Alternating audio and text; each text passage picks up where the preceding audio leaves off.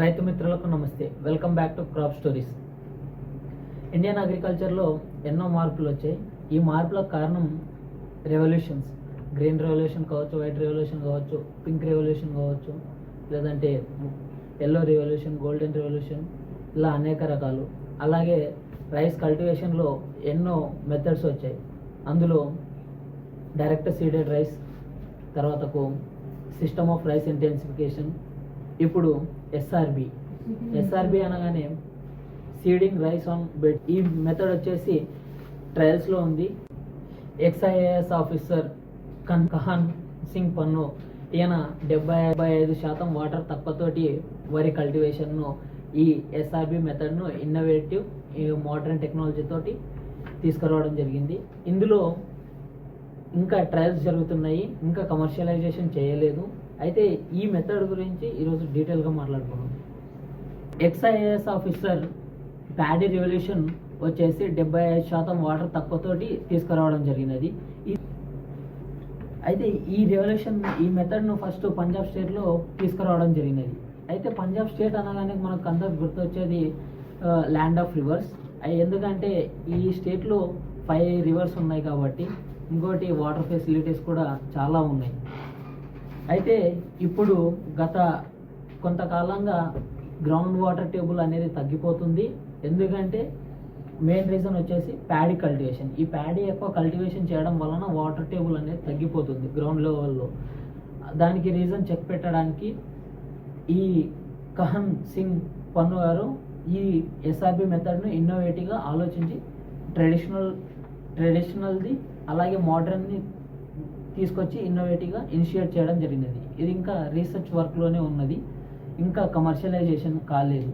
అయితే ఈ మెథడ్ ఇప్పుడు ప్రస్తుతము ఈయన ట్రయల్స్ చేశాడు. అయితే చుట్టుపక్కల ఉన్న ఫార్మర్స్ తోటి కొలాబరేట్ అయ్యి దీన్ని ఎలా చేయాలి, ఈ మెథడ్ను ఎలా ఫాలో అవ్వాలి అన్నది చెప్తున్నాడు. దీని గురించి ఈరోజు తెలుసుకుందాం డీటెయిల్గా. అయితే ఈ గ్రౌండ్ లెవెల్ వాటర్ టేబుల్లో వాటర్ తగ్గిపోవడం ఇదే కన్నా జరిగితే రూరల్ లైవ్లీహుడ్కి అలాగే అగ్రికల్చర్కు చాలా ప్రాబ్లమాటిక్గా మారుతుంది. అందుకు ఈ ఎక్స్ఐఏఎస్ ఆఫీసర్ దీనికి ఈ ప్రాబ్లంకి సొల్యూషన్ వెతికాడు. అది ఏంటంటే రిజిడ్ ఫర్రోస్ పైన రైస్ డైరెక్ట్ సీడెడ్ వేసి ఫర్రోస్లో ఇరిగేషన్ చేసుకోవడం.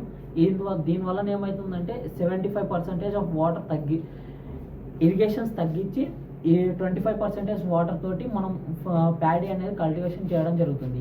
ఈ 25% మొత్తము సోయింగ్ దగ్గర నుండి హార్వెస్టింగ్ వరకు మాత్రమే. అయితే ఇందులో వాటర్ సేవింగ్తో పాటు అలాగే ఇంకా చాలా బెనిఫిట్స్ ఉన్నాయి, ముందు మాట్లాడుకుందాం. ఎస్ఆర్బి మెథడ్ ఇప్పుడు రైస్ కల్టివేషన్లో మేజర్ రెవల్యూషన్కి దారి తీయొచ్చు. అయితే ఈ ఎస్ఆర్బి మెథడ్ వచ్చేసి ట్రెడిషనల్ నాలెడ్జ్ తోటి మోడర్న్ ఇన్నోవేషన్తో ఫ్యూచర్ అగ్రికల్చర్ను సేఫ్ హ్యాండ్స్లో ఉంచడానికి ఈ మెథడ్ చాలా యూస్ఫుల్గా పనిచేస్తుంది. అయితే ఈయన ప్రతి ఒక్కరి కెరియర్ రిటైర్మెంట్ తర్వాత ఎండ్ అవుతుంది. కానీ ఈయన ఎండ్ అయిన తర్వాత కూడా ఫర్ ద నేషన్ ఈ వాంట్స్ టు సర్వీస్. అది ఏ విధంగా అయినా సరే. కాబట్టి అగ్రికల్చర్లో ఈ మెథడ్ను తీసుకురావచ్చాడు. ఆయన సర్వీస్ ఇంకా చేస్తూనే ఉన్నాడు. We can salute to him. అయితే మేజర్ ప్రాబ్లం వచ్చేసి రీసెంట్గా పంజాబ్లో రైస్ కల్టివేషన్ను పంజాబ్ గవర్నమెంట్ బ్యాన్ చేస్తూ వచ్చింది సర్టన్ వెరైటీస్ను. ఎందుకంటే ప్యాడీకి వచ్చేసి వాటర్ అనేది చాలా ఎక్కువ కావాలి. ఈ ఇరిగేషన్ ఎక్కువ ఉంటేనే రైస్ కల్టివేషన్ ఎక్కువ హీల్డ్ వస్తుంది, అలాగే క్రాప్ కూడా బాగుంటుంది. కానీ ఈ మెథడ్లో 75% వాటర్ మాత్రమే వాడుకుంటాం. 75% వాటర్ తగ్గించి 25% మాత్రమే ఈ హోల్ క్రాప్ సీజన్ మొత్తం వాడతాము. ఇలా వాడినప్పుడు 75% వాటర్ తగ్గిస్తాము. అలా తగ్గించినప్పుడు ఏమైందంటే వాటర్ కన్సంప్షన్ అనేది తగ్గిపోతుంది. తగ్గిపోయినప్పుడు ఆటోమేటిక్గా మనం వాటర్ అనేది సేవ్ చేస్తాం. ఇలా సేవ్ చేసినప్పుడు గ్రౌండ్ లెవెల్ వాటర్ అనేది మెయింటెనెన్స్ అయ్యింది. ఇంకోటి ఏంటంటే సలైనిటీ ఆఫ్ సాయిల్స్, అంటే సాయిల్లో సాల్ట్ అనేది అక్యుములేట్ కాకుండా ఉంటుంది. సాయిల్ ఫర్టిలిటీ కూడా మెయింటెనెన్స్ అవ్వడం జరుగుతుంది. ఎస్ఆర్బి రివల్యూషన్కు ఇదొక తొలి అడుగు అని చెప్పుకోవచ్చు. ఇప్పుడున్న కన్వెన్షనల్ అగ్రికల్చర్ మెథడ్స్లో ఎస్ఆర్ఐలో కానీ డిఎస్ఆర్లో కానీ ఏంటంటే ఇందులో రిడ్జెస్ అలాగే ఫర్రో ఇరిగేషన్ ఉంటుంది. ఈ ఎస్ఆర్పి మెథడ్ వాటర్ సేవింగ్ అలాగే కన్వెన్షనల్ రైస్ కల్టివేషన్ డెవలప్ చేశాడు. నార్మల్గా రైస్ కల్టివేషన్లో ఇరిగేషన్ కంటిన్యూగా ఇవ్వాలి. అలా ఇవ్వకపోతే క్రాప్ అనేది చాలా తక్కువ ఈల్డ్ ఇస్తుంది. ఎలా అంటే మనం రెయినిఫైడ్ అగ్రికల్చర్ లేదా డ్రై ల్యాండ్ అగ్రికల్చర్లో చూసుకున్నట్లయితే బేస్డ్ ఆన్ ఇరిగేషన్స్ క్రిటికల్ స్టేజెస్లో ఇవ్వకపోతే ఈల్డ్ అనేది తగ్గిపోతుంది. అలాంటప్పుడు మనము దీనికి చెక్ పెట్టాలి. కాబట్టి ఈ ఎస్ఆర్బిఐ మెథడ్ వచ్చేసి ఎఫెక్టివ్గా వర్క్ చేయవచ్చు ఇన్ ఫ్యూచర్లో. ఈ ఎస్ఆర్బి మోడల్ను డెవలప్ చేయడానికి లోకల్ మెషినరీ డెవలపర్స్ తోటి కొలాబరేట్ అయ్యి ఈ మెథడ్కు ఎలాంటి మిషన్ కావాలి, రేజ్డ్ బెడ్ని ఎంత సెంటీమీటర్స్, ఎంత లెంత్, ఎంత విడ్త్తో క్రియేట్ చేయడానికి ఈ లోకల్ మెషిన్ డిజైనర్స్తో కొలాబరేట్ అయ్యి ఈ మెథడ్ను డెవలప్ చేయడం జరిగినది. అయితే ఈ మెథడ్ వలన వాటర్ మాత్రమే సేవింగ్ కాకుండా మిగతా వీడ్ పైన కానీ అలాగే ఇరిగేషన్, తర్వాతకు లేబర్, తర్వాతకు కాస్ట్ ఆఫ్ ఇన్పుట్స్ పెట్టుబడి తగ్గుతుంది. పర్ ఎకర్కి వచ్చేసి 8,000 నుండి 10,000 రూపాయలు ఖర్చు తగ్గవచ్చు ఈ మెథడ్ వలన.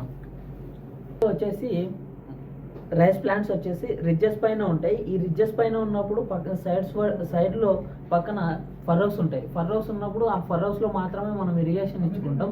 ఈ ఇరిగేషన్ ఇచ్చుకున్నప్పుడు వీడ్ అనేది తగ్గిద్ది. మనకు ఫర్రోస్లో మాత్రమే ఎక్కువ పడిద్ది. ఈ ఎస్ఆర్బి మెథడ్లో వాటర్ మాత్రమే సేవింగ్ కాకుండా లేబర్ రిడక్షన్ అలాగే ఇన్పుట్ యొక్క కాస్ట్ను తగ్గించడం, దీనివలన ఎన్నో బెనిఫిట్స్ ఉన్నాయి. దీంట్లో వచ్చేసి మెయిన్గా వీడ్ టాలరెంట్ వెరైటీస్ని వాడతాము. ఈ వీడ్ టాలరెంట్ వెరైటీస్ వచ్చేసి ఐఏఆర్ఐ డెవలప్ చేసినవి. ఐఏఆర్ఐ అంటే ఇండియన్ అగ్రికల్చరల్ రీసెర్చ్ ఇన్స్టిట్యూట్. ఇది వచ్చేసి ఢిల్లీలో ఉంది.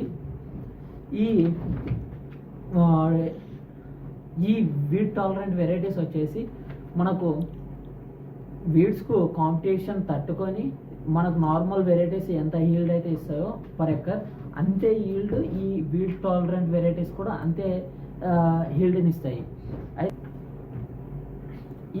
ఈ మెథడ్ వలన వీడ్స్కి చెక్ పెట్టవచ్చు. అలాగే వీడ్ కాంపిటీషన్ తగ్గిద్ది. వీడ్ కాంపిటీషన్ ఎక్కువ ఉన్నా కూడా సేమ్ మనకు నార్మల్ ఈల్డ్ ఎంత అయితే వస్తుందో పర్ ఎక్కర్ అంతే ఈల్డ్ వస్తుంది. ఇది వచ్చే ఈ వెరైటీస్ వీడ్ టాలరెంట్ వెరైటీస్. ఈల్డ్లో మాత్రం అస్సలు కాంప్రమైజ్ అవ్వము. అయితే మన ఇండియాలో వచ్చేసి మేజర్ ప్రాబ్లం వచ్చేసి ఇరిగేషన్. మనం ఇండియాలో మ్యాక్సిమం రెయిన్ఫైడ్స్ అంటే వర్షపాతం పైనే పంటలు ఎక్కువగా పండిస్తాము. 51% ఇండియాలో వర్షాలపై ఆధారపడి పంటలు పండించడం జరుగుతుంది. కాబట్టి ఈ మెథడ్ వచ్చేసి సస్టైనబుల్ ఫార్మింగ్లో ఇది ఒక రెవల్యూషన్కు మొదటి అడుగు అని చెప్పుకోవచ్చు. ఇలా దీనివల్ల చాలా బెనిఫిట్స్ ఉన్నాయి ఫార్మర్స్కి ఇన్ ఫ్యూచర్లో కానీ, ఫ్యూచర్ అగ్రికల్చర్లో కానీ.